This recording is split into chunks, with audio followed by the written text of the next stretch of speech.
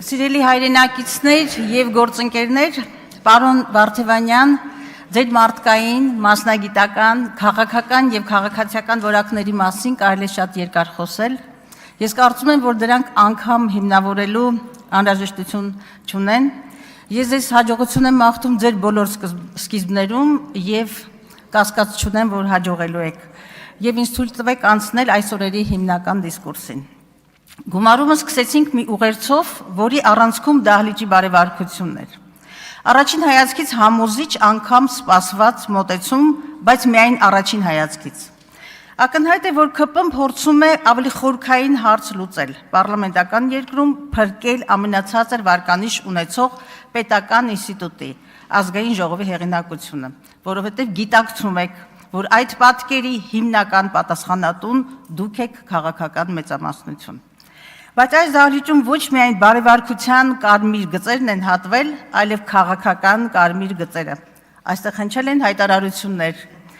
Ընդունվել է կամ որդեգրվել քաղաքական կուրս, որը 8 տարի առաջ ամենաթշնամական տեքստերում անգամ անկարելի էր պատկերացնել։ Որքան էլ փորձեք պարտությունների եւ զիջումների չվերջացող շարանը վաճառել որպես խաղաղություն, ձեր քաղաքական կենսագրությունից, ցավոք նաեւ Հայաստանի պատմությունից չջնջվող փաստ են պատերազմը, Արցախի հայաթափումը, ներազգային պառակտումը,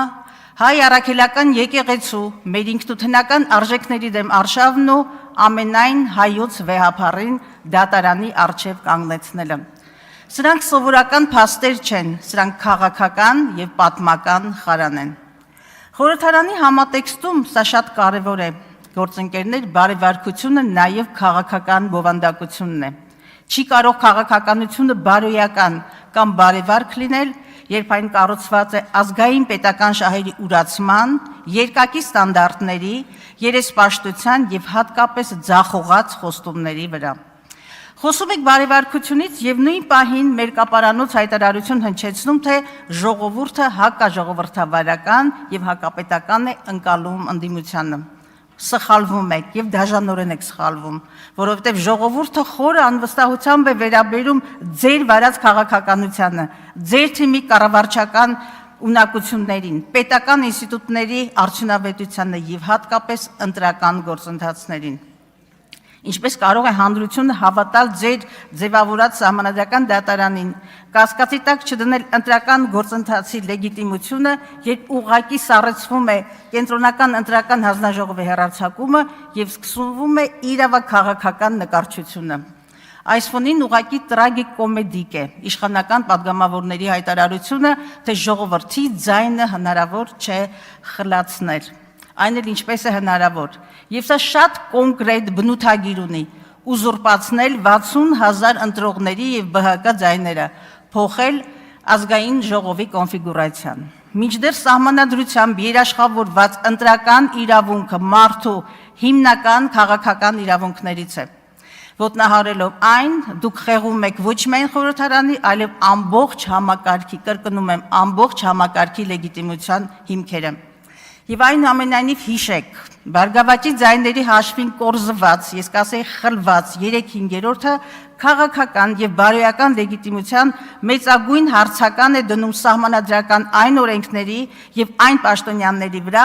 ովքեր կընտրվեն այդ ձայներով։ Այն ինչի հետ հայ մարդը առերեսվում է ամեն օր, աղերս չունի ոչ իրավական, ոչ էլ ժողովրդավարական պետության հետ։ Երկրում գնալով խորանում է դե յուրե եւ դե ֆակտո իրականությունների խզումը։ Թղթի վրա մեկ իրականություն, գետնի վրա բոլորովին այլ։ Սա անկեղծ ասած ինձ հիշեցնում է ԽՍՀՄ սահմանադրությունը, որի 4-րդ հոդվածը երաշխավորում էր քաղաքացիների իրավունքների եւ ազատությունների պաշտպանությունը, իսկ 6-րդը սահմանում, որ խորհրդային հասարակության ղեկավար եւ ուղղորդող ուժը նրա քաղաքական պետական համակարգի կորիզը կոմունիստական կուսակցությունն է։ Դուք քաղաքական նույն անպատասխանատվությամբ ոտնատակ եք տալիս նաև մեկ այլ սահմանադրական իրավունք՝ սեփականության սահմանադրական իրավունքը։ Երբ միևնույն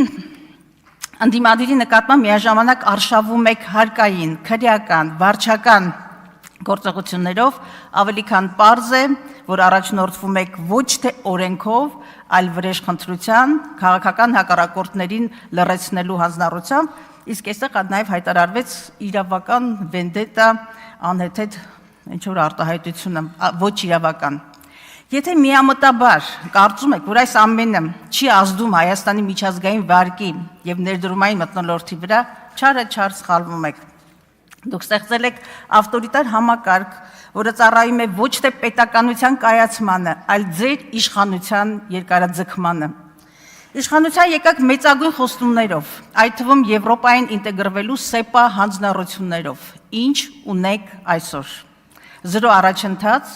ինչպես եւ նախկինների ժամանակ Հայաստանը շարունակում է լինել մասամբ ազատ հիբրիդային երկիր, ուր դատաիրավական բարեփոխումներն ու հակակոռուպցիոն քաղաքականությունը դրական տեղաշարժեր չեն արձանագրել։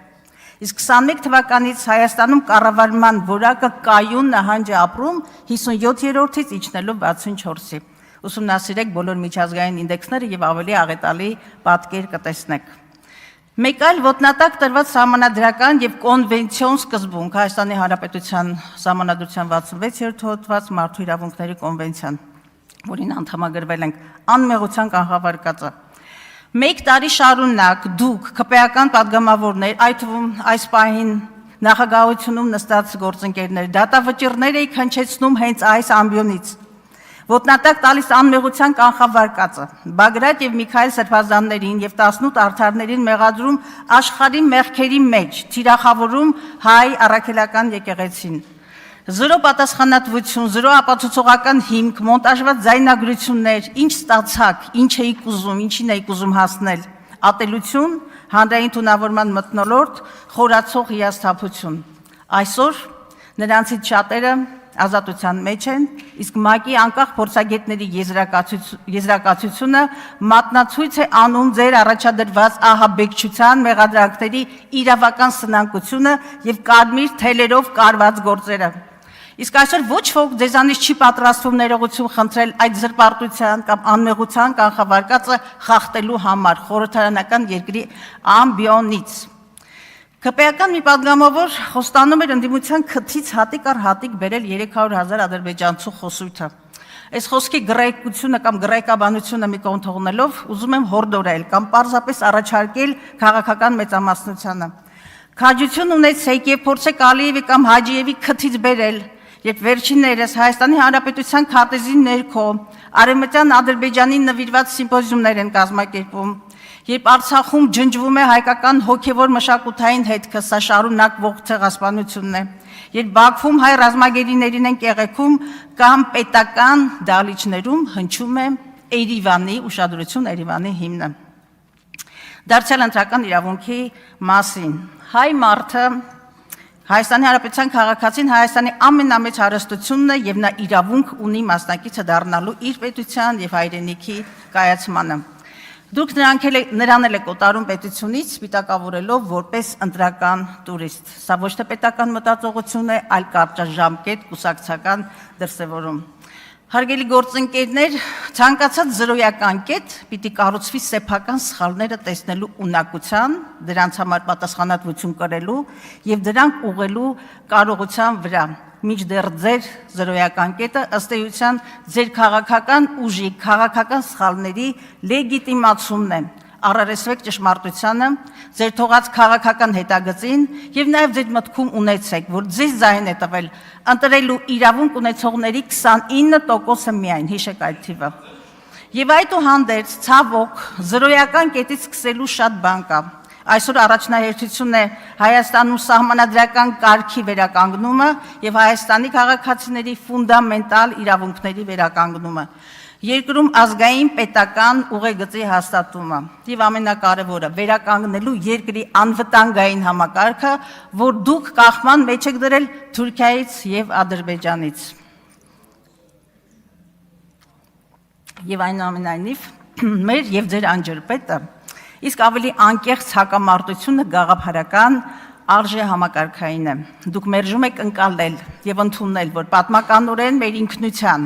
մեր լինելույթյան եւ մեր պետականության հետ խնդիրներ են ունեցել եւ այդ մասին այսօր էլ շարունակում են հայտարարել Թուրքիան եւ Ադրբեջանը։ վերջին ցեղասպանությունից 3 տարի էլ չի անցել։ Եվ բնականաբար ժամանակի բերումով չեմ կարող անդրադառնալ մյուս օրակարգերին կառավարության ծրագրի շրջանակում, եւ ես իհարկե չեմ մերժում բարեվարկության անհրաժեշտությունը։